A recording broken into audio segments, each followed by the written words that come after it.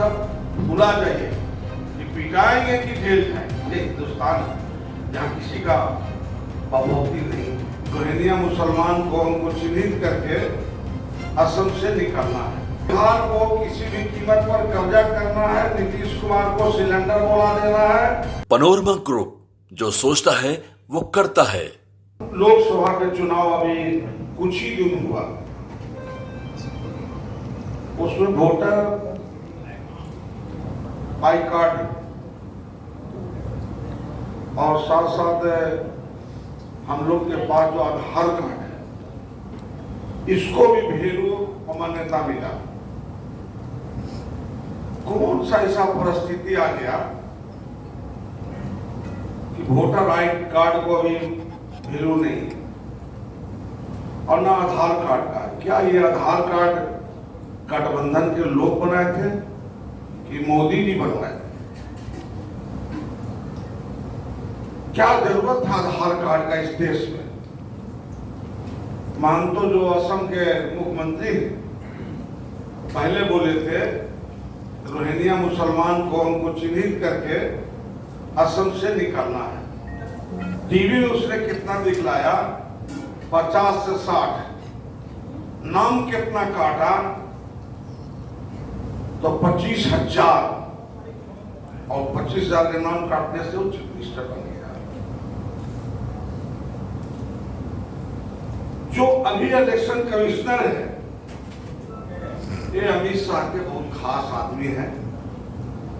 और जम्मू कश्मीर में जो चुनाव हुआ था, यही इलेक्शन कमिश्नर था। जम्मू कश्मीर में मुद्दा उठा रोहिंग्या मुसलमान का, बंगाल में भी मुद्दा उठा था रोहिंग्या मुसलमान का।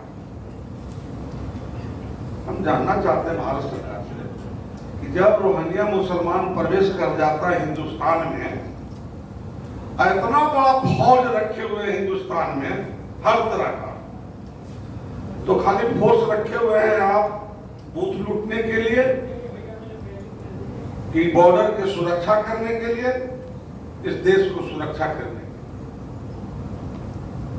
इसका मतलब आपका पुलिस से बूथ लूटेगा और आपको मोदी मोदी हल्ला करेगा, मने मने, माइक से नहीं, और आपको चुनाव जितावेगा, सरकार बना देगा। अभी एक बात हम जानना चाहते हैं। लंबा चौड़ा परिवार है मेरा सिंहटाड़ में, लंबा चौड़ा।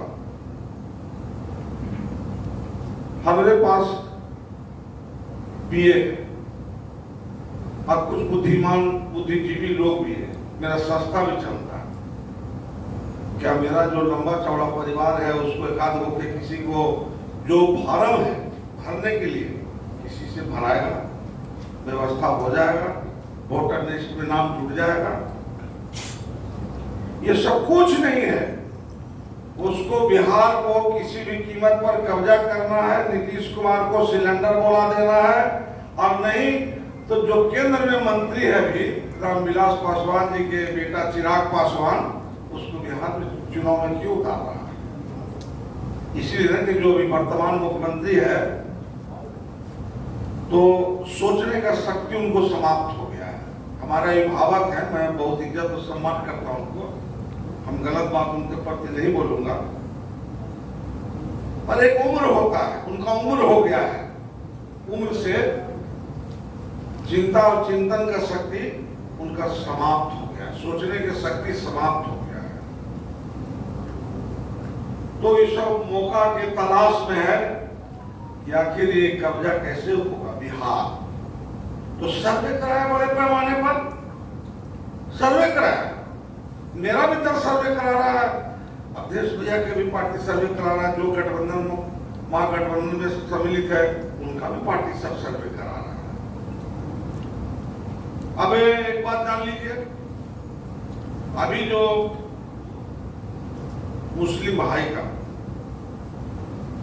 बहुत बड़ा मीटिंग हुआ पटना के गांधी मैदान में,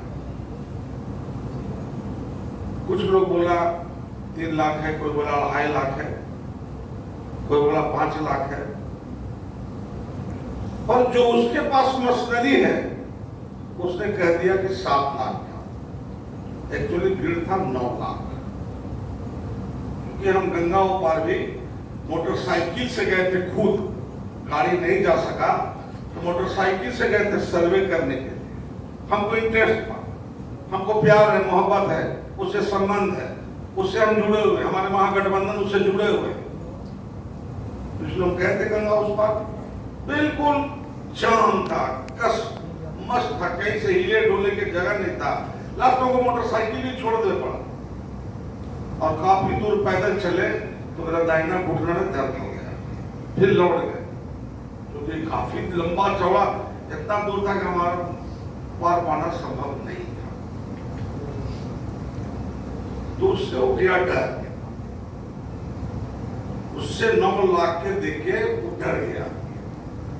तो डर गया तो ये खेला जो अभी इलेक्शन कमिश्नर ने खेला खेल चुका है जम्मू और कश्मीर में। पता कर लिए था कि नहीं, वहां चुनाव कराया कि नहीं, पता कर लिया अमित शाह के पीए रहा है कि नहीं, अमित शाह के साथ सब वो चलता है कि नहीं, तो पता करने की बात है। थोड़ी कुछ छुप जाएगा, हम गोरा है तो काला को थोड़ी कोई कह देगा। तो ये एकाएक यहाँ जो इलेक्शन कमिश्नर था, क्या था हम पूरा नहीं जानते, पर ये हम जानते हैं कि जो भी चुनाव कराया ईमानदारी से कराया, ईमानदार था, ईमानदारी से कराया और अच्छा कराया। भले हमारा सरकार नहीं बने पर उस पर हमारा आरोप प्रत्यारोप नहीं है। सब भुला जाइए कि पिटाएंगे कि जेल जाएंगे, ये भुला जाइए। इसके पहले हमने बहुत मार मारा, बहुत गोली मारा। तब ये हिंदुस्तान है, लड़ना सीखा है, हक अधिकार अपना लेना सीखा है। ये हिंदुस्तान है जहाँ किसी का बपौती नहीं, इसलिए किसी के चलने वाला नहीं है। जितना बड़ा आंदोलन खड़ा कीजिएगा उतना जल्दी आपको हक अधिकार वापस मिलेगा। जो अब तक दिया भारत सरकार उसी से हम लोग चल रहे हैं।